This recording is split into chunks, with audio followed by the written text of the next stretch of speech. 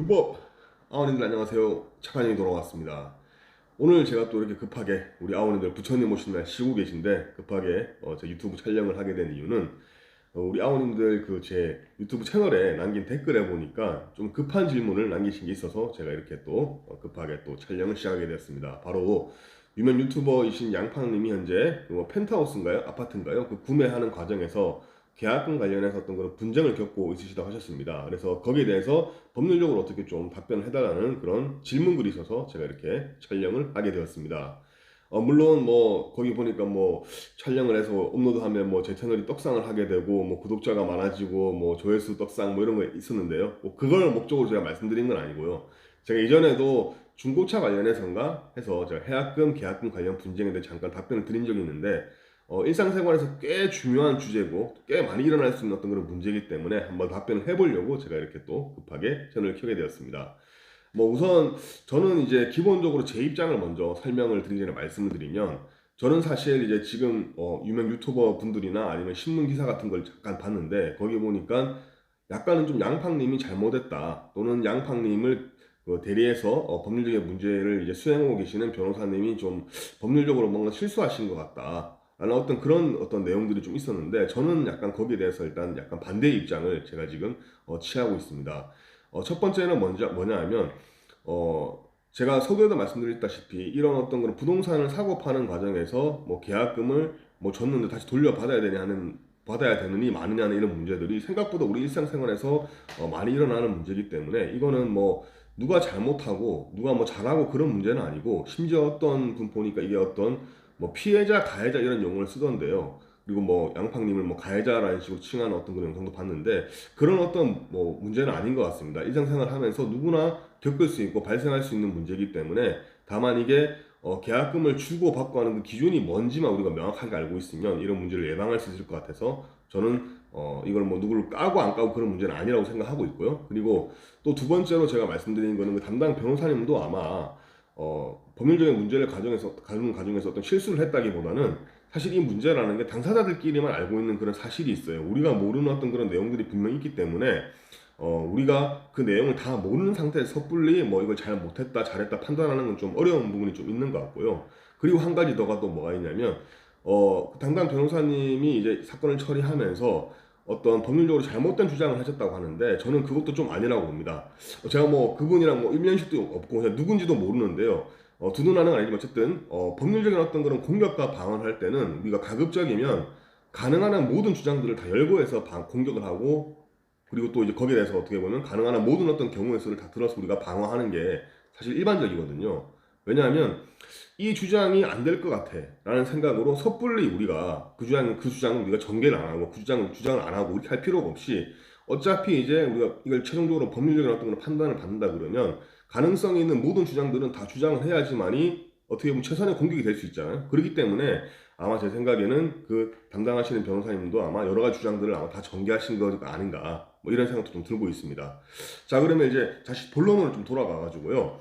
양팡님 사건을 제가 예로 들어서 계약금 관련 분쟁을 어떻게 해결하면 되는지 제가 좀 간단하게 예를 들어서 좀 설명을 좀 해드리겠습니다. 첫 번째로 이런 경우 있을 수 있어요. 내가 어떤 물건 사실 지난번 영상에서 제가 설명한 거긴 한데 어떤 물건이나 어떤 아파트 같은 거 구매할 때 정말 이게 뭐 귀한 물건이고 정말 나오기 힘든 매물이라서 부동산이나 뭐 판매자한테 갑자기 급하게 연락이 와가지고 이거 놓치면 안 됩니다라고 이렇게 연락이 옵니다. 그래서 돈을 미리 걸으라고 해요. 뭐 10만 원이 됐든 20만 원이 됐든 우리가 흔히 가계약금의 용어를 많이 쓰죠. 어쨌든 얼마가 됐든 간에 이 돈을 걸지 않으면 딴 사람이 이 물건을 채가니까 빨리 걸으라 이런 말을 많이 합니다. 그런 경우에 우리가 이제 뭐 계약 조건, 그러니까 뭐 총 뭐 예를 들어서 뭐 얼마에 구매를 하고 뭐 어떻게 하는 이런 구체적인 어떤 그런 조건들을 뭐 아파트로 치면 뭐 계약금을 언제 내고 중도금 언제 내고 잔금 언제 주고 이산할지 언제 하고 이런 중요한 조건들 하나도 안 정하고 일단 바로 돈부터 쏘는 경우가 있죠. 이걸 선점하려고. 그거는 제가 볼 때는 일종의 예약금 성질을 좀 가진다고 봅니다. 그래서 이런 경우에는 대법원 판례를 보더라도 계약이 아예 성립이 안 됐다고 보기 때문에 이와 같이 급하게 부동산에서 사장님 이 지금 물건 빨리 잡아야 됩니다. 빨리 돈 10만 원만 쏘세요. 빨리 돈 100만 원만 쏘세요. 이런 경우 같은 경우에는 계약이 성립이 안 됐다고 볼 수 있기 때문에 만약에 물건을 구매하는 사람이 나중에 가서 죄송합니다. 저 더 이상 그 물건 필요 없습니다라고 이렇게 얘기를 한다면 준 돈을 다시 돌려받을 수 있고, 판매자 같은 경우에는 내가 뭐 계약금이 됐든 예약금이 됐든 어떤 형태든 간에 내가 돈을 뭐 10만 원이든 100만 원을 받았다면 다시 돌려줘야 됩니다. 근데 그게 아니라 양팡님 사건 같은 경우인데요. 우리가 계약서를 작성을 해요. 계약서는 법률적인 용어로 중요한 처분 문서라고 하거든요. 그래서 요거는 한번 도장을 땅땅 찍고 또는 사인을 하고 이렇게 이제 계약이 한번 맺어져 버리면 함부로 이거를 취소를 못하게 되어 있습니다. 왜냐하면 내가 일방적으로 취소를 하면 안 되겠죠. 상대방과 나의 어떤 약속 아니겠습니까? 그래서 약속을 함부로 취소를 못하게 되어 있습니다. 그래서 계약을 하는 경우에는 뭐 많은 유튜버님도 설명하시고 또 기사에도 나와 있던데, 계약을 한 경우에는 설사 내가 계약금을 안 줬다 하더라도 그 계약 내용에 따라서 내가 계약금을 줘야 되고 중도금을 줘야 되고 이런 부분들이 있는 겁니다. 다만 여기서 양팡님 사건을 제가 잠깐 좀 설명을 드리면요, 제 생각에는 아마도 양팡님 사건에도 일반적인 어떤 그런 부동산 계약과 마찬가지로 이 계약금을 갖다가 손해배상 예정 금액으로 한다라는 그런 손해배상 예정에 관한 어떤 그런 문구들이 아마 계약서에 반드시 들어가 있을 겁니다. 대부분 다 들어가 있거든요. 그런 경우에는 양팡님이 만약에 이 법적인 분쟁에서 패소를 하고 양팡님 진다고 하더라도 아마 전체 다 이렇게 패소하거나 지진 않을 거예요. 왜냐하면 손해배상 예정이라는 것은, 계약금은 손해배상 예정이라고 한다는 건 우리가 손해배상 금액을 갖다가 산정하기가 굉장히 어려우니까 미리 그걸 예정된 금액으로 정해놓는 건데, 그런 경우에는 법원에 감액 주장을 하게 되면 대부분 다 감액을 해줍니다.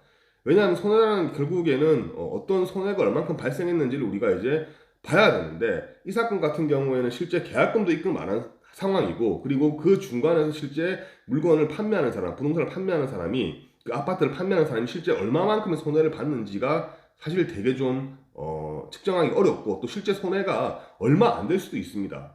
솔직히 뭐 이렇게 계약금도 안 주고받았고 뭐 아무것도 진행된 게 없는데 사실 상식적으로는 손해가 얼만큼 있는지 생각을 해봐도 별로 없을 수가 있겠죠. 이런 경우에는 법원에서도 아마 양팡님이 계약금을 손해배상으로 줘야 된다라고 판단하겠지만, 그럼에도 불구하고 금액은 아마 뭐 1억 얼마던데 아마 굉장히 많이 깎을 겁니다. 솔직히 계약서 하나 잘못 썼다고 해가지고 우리가 1억 얼마를 문다는 거, 그건 좀 상식적으로 봐도 약간 좀 불합리하지 않습니까?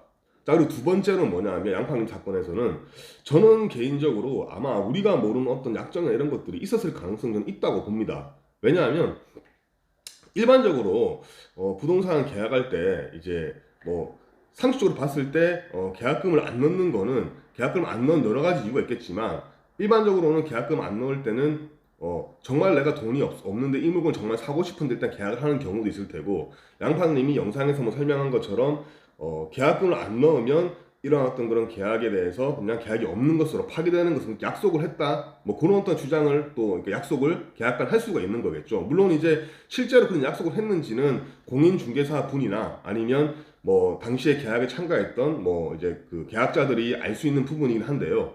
근데 만약에 또 요 주장을 하려고 하면 반드시 주장을 하는 사람이, 그 양팡님 측이 이 주장을 입증을 해야 됩니다. 그러니까 실제 그 계약서 안에 아마 이런 문구들이, 보통 우리가 특약 같은 거 그냥 구두로만 얘기하고 잘 안 쓰잖아요. 근데 이런 문구들은 사실 반드시 써야 됩니다. 예를 들어서 뭐 계약금을 안 넣으면 이거는 계약은 없던 걸로 합니다 라고 반드시 특약사항에 넣어야 되고요. 또는 일단은 뭐 가계약금 50만 원만 넣을게요, 대신에 내가 이거 안 하게 되면 가계약금 돌려주세요 라든지 이런 것들을 명확하게 문구에 써놓으면 괜찮은데, 안 써놓았을 가능성이 좀 있을 것 같아요.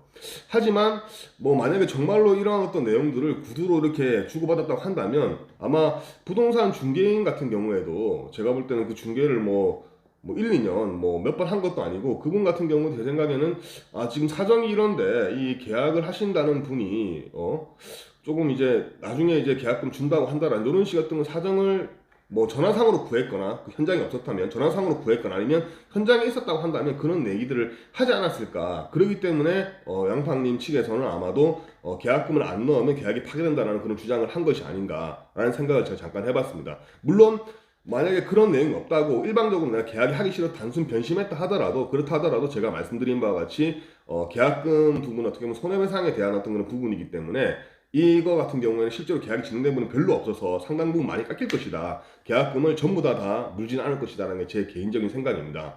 그리고 또 한 가지가 마지막 덧붙이자면, 무권대리 또 부분이 또 있더라고요. 보니까 이게 부모님을 갖다가 이제 뭐 사무소 위주로 고소를 해야 되니 무권대리 그런 부분이 있는데요. 사실 그거 같은 경우에는 뭐 일반적으로 이제 다른 어떤 기사나 이런 데 설명한 내용들이 맞습니다. 무권대리는 말 그대로 권한 없이 내가 대리권을 행사를 하는 그런 부분이기 때문에 이것도 주장하는 사람이 양팡님 측 입증을 해야 되는데요. 사실 이제 부모님이나 가족들이 어떻게 보면 이제 내 도장 들고 가고 신분증 들고 가서 그렇게 계약을 하는 경우에는 아마도 제 생각에는 좀 무권대리 주장은 뭐 하기 힘들지 않을까. 왜냐하면 상식적으로 생각을 하더라도 뭐 다른 사람도 아니고 뭐 정말 생판 모르는 사람이 뭐 사무소 위조하고 그런 것도 아니고 부모님이 가서 이제 자식을 위해 대신 계약을 해준다든지 또는 자식이 부모님을 위해서 해준다든지 또는 내 배우자가 해준다든지 그런 것들은 일반 생활에서 충분히 이제 일어날 수 있는 부분이기 때문에 요거 같은 경우에는 조금 양팡님께서 좀 불리한 주장이 아닌가라는 생각이 좀 들고요. 충분히 그런 어떤 대리권이 있다라고 아마 법원에서는 아마 판단할 가능성이 굉장히 높습니다. 그래서 자, 오늘은 제가 여기까지 좀 약간 설명을 좀 한번 해보려고 하는데요. 다시 한번 정리를 한번 해드리면 두 가지 상황이 있을 것 같습니다. 그러니까 계약서를 작성도 안 하고 그냥 계약이 성립됐다고 보기도 어려운 그런 상황에서 우리가 무턱대고 돈을 넣은 경우, 그런 경우에는 계약이 성립됐다고 볼 수가 없기 때문에 판례에 하더라도요. 그런 경우에는 돈 당연히 돌려받는 거고요. 그게 아닌 경우에는 우리가 계약서를 쓰든 아니면 뭐가 됐든 간에 이 물건이 얼마하고 구체적인 어떤 조건을 정하는 어떤 그런 과정에서 대략적인 어떤 그런 판매 조건이 합의되는 그런 경우에는 내가 설사 물건을 안 받다 하더라도 뭐가 됐더라도 반드시 판매자하고 구매자하고 사이에 이 계약금은 가계약금입니다 또는 예약금입니다. 그랬을 경우에 이거 계약 안 하게 되면 뭐 얼마를 뭐 돌려주세요라든지 이런 것들을 구체적으로 합의를 하고 그걸 뭐 문자가 됐든 아니면 카톡이 됐든 아니면 뭐 별도였던 거는 종이 문서에 는 계약서가 됐든 남겨두는 것이 사실 정신건강에 좋을 것 같습니다.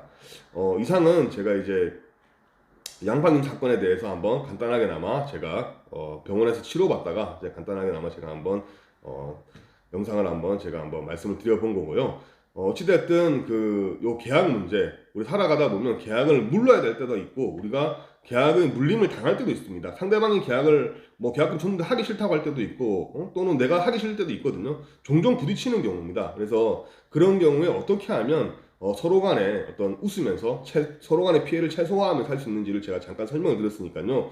이 착한 형의 영상을 보는 분들은 반드시 이 영상을 참고하셔가지고 현명하게 계약을 체결하시길 바랍니다.